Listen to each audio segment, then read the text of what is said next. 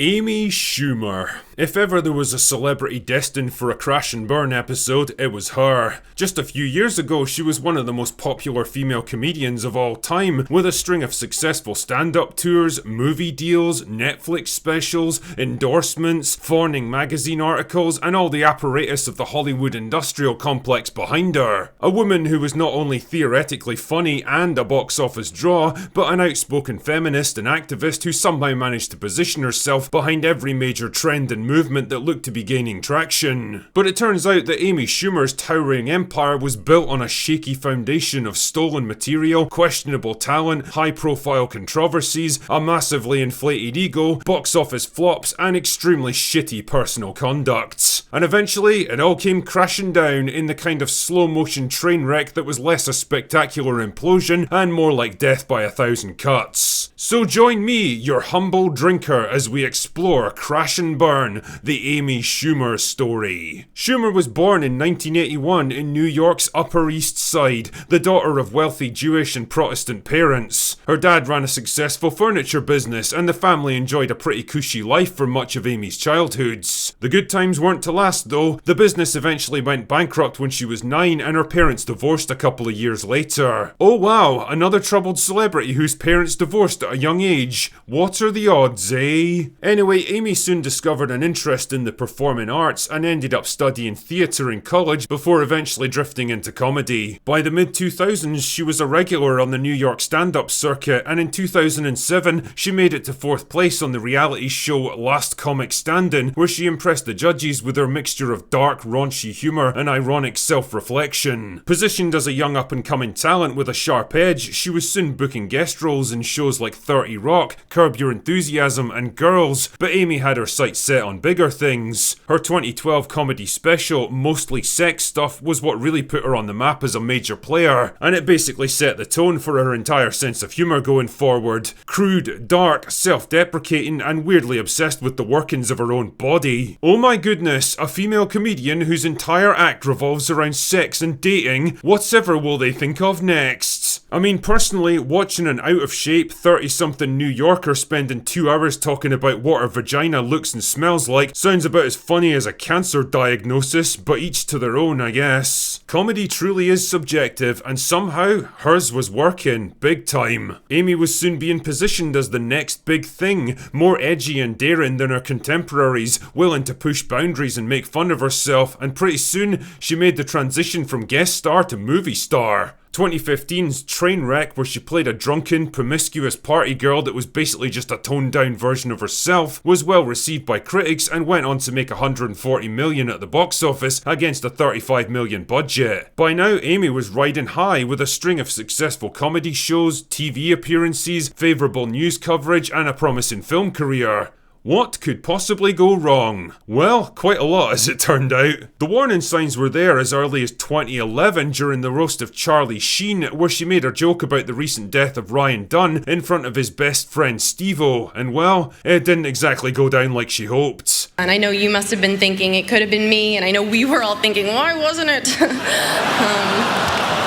Jesus Christ, if even Steve-O doesn't see the funny side, you know you've fucked up. But okay, fine, every comedian has an off day, I guess. Her first real mistake was one that many celebrities have fallen victim to over the years. Politics. She'd always been outspoken about her political views, but during the 2016 presidential race, she really kicked it into high gear. At a show in Tampa, Florida, Amy decided to take a break from talking about her vagina to go on an extended rant about how much she hated the Orange Man and how everyone needed to vote for Hillary Clinton instead because she said so, prompting boos from the audience and causing hundreds of people to walk out. It was just cool to hear one guy who doesn't seem like a psychopath, why he would want to vote for that orange assaulting fake college starter. It's a bold strategy, Cotton. Let's see if it pays off for him. Fucking hell, man. I'm not even a comedian, and even I understand how to read a room. Shit like that might have played well in New York or LA, but in a red state like Florida, it went down about as well as a stripper at a funeral. Not only had she waded into the middle of the most divisive election in living memory and alienated half her audience in the process, but the cracks were beginning to show in her comedy armour as well. People were beginning to notice that there wasn't a whole lot of variety in her comedy shows. Every one of them was just her talking about getting blackout drunk, sleeping with lots of guys, going on awkward dates, and how disgusting she found her own body. This all culminated with 2017's Leather special on Netflix, which was an unmitigated disaster, rehashing the same tired material she'd been using for years, horribly delivered with no sense of timing or enthusiasm, and getting brutal reviews from audiences and critics. Blacking out, blacked out, blackout. Pussies, pussy, my pussy, my pussy, blacked out, pussy. Shut up! The complaints and backlash against her were mounting, but weirdly for someone who made a career out of self-deprecating humour, Amy turned out to be surprisingly thin-skinned when it came to criticism directed at her. You might think this would have been a good opportunity to reflect on her creative choices and maybe change course a little, but nope, her ego just wouldn't allow for it. Her standard response was to dismiss her critics as haters, misogynists and right-wing chuds who just couldn't handle her political views, instead of acknowledging that maybe her act was becoming kind of stale and predictable.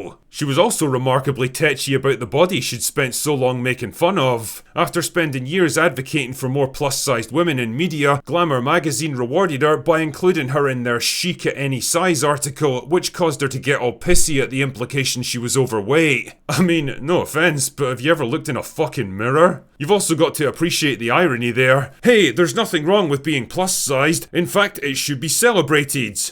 But don't ever call me that. It all just painted the impression of a prickly, arrogant, egotistical celebrity who was far removed from her self-deprecating comedy persona. Worse was soon to come though, when it was revealed that a lot of the jokes from her comedy routines seemed to have been plagiarised from other comedians like Tammy Pescatelli, Kathleen Madigan, Wendy Liebman and Patrice O'Neill, amongst others. Before you could say talentless hack, YouTube was awash with compilation videos showing Amy's jokes and comedy skits and the material they seem to have been, inspired by. This is one of the big no-nos in the comedy world. You never steal other people's stuff, and if you happen to, even by accident, you absolutely have to come clean and apologise. Once again though, Amy's response was just to deny everything and dismiss her critics as sexists and losers. It hadn't really worked before, and with the mountain of evidence piling up against her, it definitely wasn't working now. Public opinion was shifting rapidly. The magazine articles that used to fawn over her were now openly critical of her career and questioning her declining popularity. All wasn't well on the movie front either. Her next big project, I Feel Pretty, about a fat woman who gets brain damage and is convinced she's now slim and attractive, fuck it, just go with it, was supposed to be a feel-good comeback that played to her self-deprecating humour, but instead provoked a storm of backlash with the unintended implication that women can only feel confident through self-delusion. The movie was absolutely lambasted by critics and audiences alike, and further damaged her comedy credentials. More and more she was beginning to look out of touch and,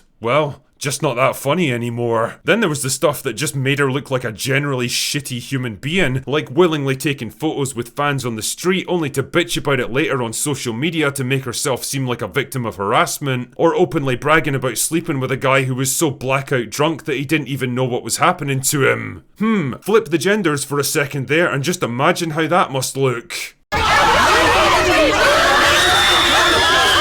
The cumulative effect of all these high-profile setbacks and negative publicity was a career downturn that makes Brie Larson's look like a controlled landing. She was still bagging the occasional movie role, but usually as a supporting actor in low-budget slop that nobody cared about. The glory days of Trainwreck were long behind her, and she wasn't a bankable star anymore. She was still making the occasional TV show and comedy special, but the fire and momentum was long gone, the prestige of her public persona tarnished beyond repair. She'd gone from one of the leading voices in female comedy to a virtual pariah, disliked by audiences, distrusted by her peers, and discredited by movie studios. Amy Schumer is the perfect example of a celebrity who can dish it out but can't take it. A woman who founded her career on pushing boundaries but couldn't handle it when they started to push back. She was always happy to make jokes about everything and everyone around her, but in the end, the biggest joke of all was on her. Anyway, that's all I've got for today. Go away now.